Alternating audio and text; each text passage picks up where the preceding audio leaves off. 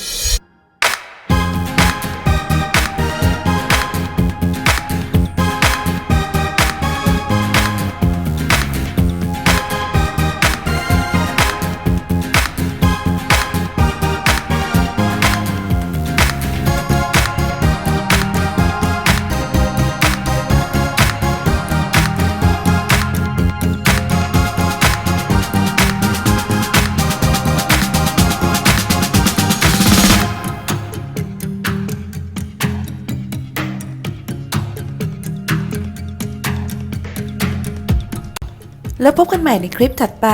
ฝากเพื่อนๆกดติดตามกดไลค์กดแชร์เพื่อเป็นกำลังใจให้กับมิกด้วยนะคะสวัสดีค่ะ